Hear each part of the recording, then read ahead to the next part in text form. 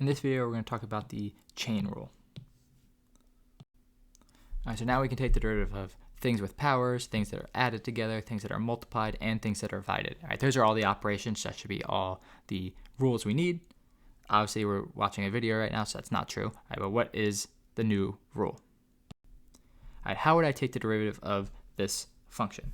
All right, well, there's one way you could do it. You could rewrite f of x as 2x plus 8 5 times. I don't know why I'm actually writing it all out, but I'm committed now. All right. You can rewrite it as this 5 times, FOIL, distribute, multiply, combine like terms, all that stuff, and then take the derivative using the power rule. All right, that is extremely tedious, and the amount of places where you can make a mistake with your coefficient stuff is numerous. All right, so that's not the way you want to do it. You might think the derivative is just going to be,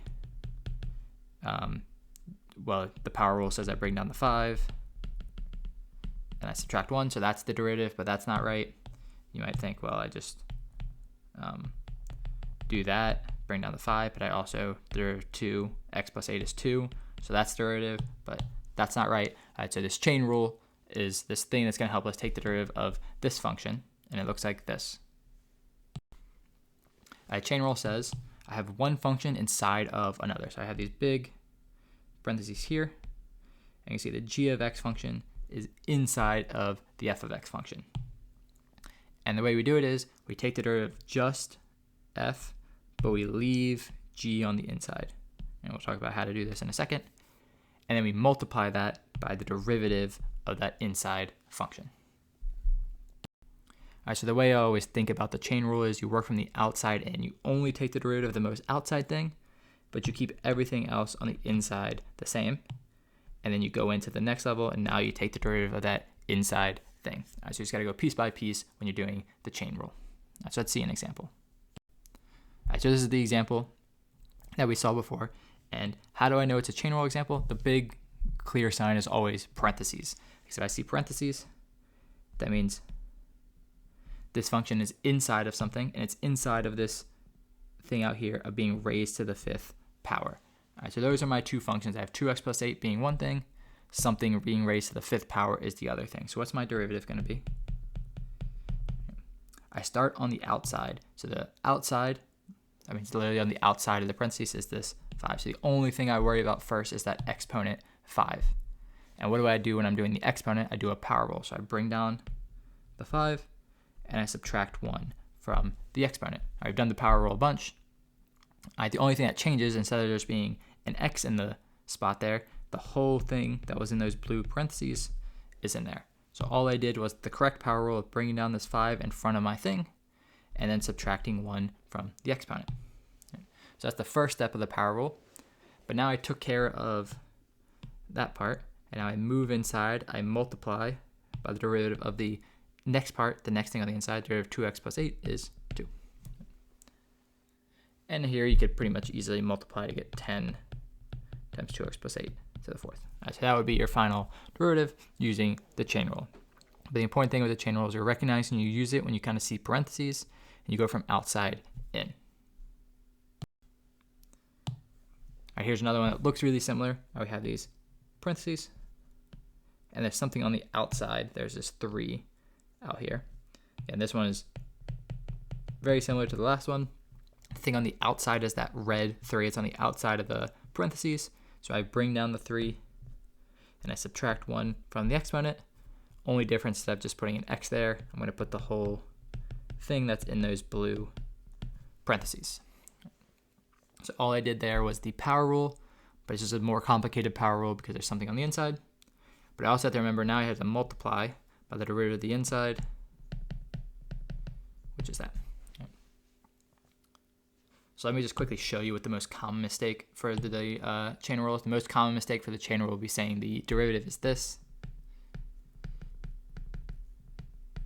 Because you're kind of doing both derivatives at the same time. You did the power rule on the outside and the power rule on the inside at the same time. All right, but that's not right.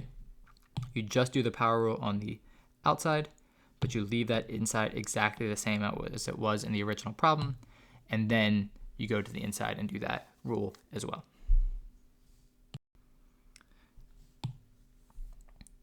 Here's one that looks a little bit different just because there's more parentheses. All right, but again, if we think about where the parentheses are, we have these blue set of parentheses.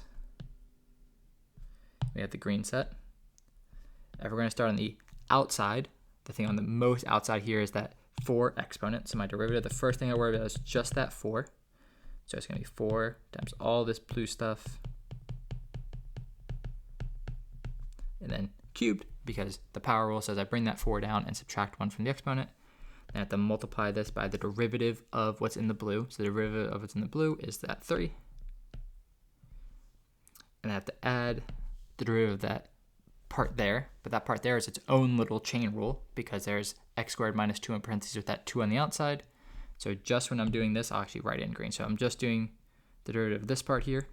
Derivative of that is 2 times x squared minus 2 to the first, times the derivative of the inside of that, which is 2x.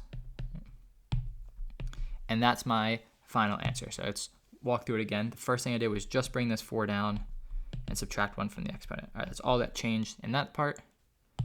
Then I need to take the derivative of this whole inside. Derivative of 3 is 3x. Derivative of this whole piece is that green piece. All right, so it's kind of like 2 chain rules in one, but it's kind of just keeping track of working outside, in. All right, one more example that I'll do. And this one we're gonna have f prime x. So there's 2 things you can see. There's a set of parentheses with something on the outside, and also there's this big division bar. Right? The division bar is connecting these 2 different things. So actually the division bar is the big thing that's happening. So we're gonna do a big quotient rule. So this tells me to do the quotient rule. And then inside of the quotient, inside of the fraction, is this chain rule problem. Right, so I just have to remember I'm kind of doing both these at the same time. So I'm starting with the quotient rule. Quotient rule says I start with the original bottom function. Then I'm going to multiply that by the derivative of the top function. So I'm going to do the derivative of this top function. It's a chain rule problem. It's going to be 2 times x plus 1 to the first times the derivative of x plus 1, which is just 1. Right, so that everything in blue is the derivative of the top function using the chain rule. Right, minus, because it is a quotient rule. Now the original top function times the derivative of the bottom function all over the original bottom function squared. So no different than all those problems we did in the quotient rule video. The only difference is this step here. We're doing the derivative of the top function is actually just a chain rule nested inside of this quotient rule. All right, so this is how things can get more complicated kind of quickly by combining all those different rules. If you put the division in a slightly different place and you do chain rule first with quotient on the inside, you could put some multiplication in here and have to do a product rule at the same time. All right, so once you start combining these rules, you have to be careful about where each piece is going. All right, here's one for you to try on your own. All right, take the derivative of this function. I'll show you the answer in 3, 2, 1. All right, and here's the solution that you get. Again, the important thing is you leave that inside the same in the first step and you take the derivative in the second step. All right, so here's some important things from this lesson. All right, you have to do the chain rule whenever one function is inside of the other. All right, the typical giveaway for this is parentheses. The only one that doesn't have parentheses is once we get to exponentials, because you don't really put parentheses around things that are in an exponent. So that'll change a bit once we do more algebraic stuff. But for right now, when you're working with polynomials, there kind of has to be parentheses to separate stuff. Right. You take the derivative of the outside thing, keep the inside exactly the same, and you just move one layer in each time.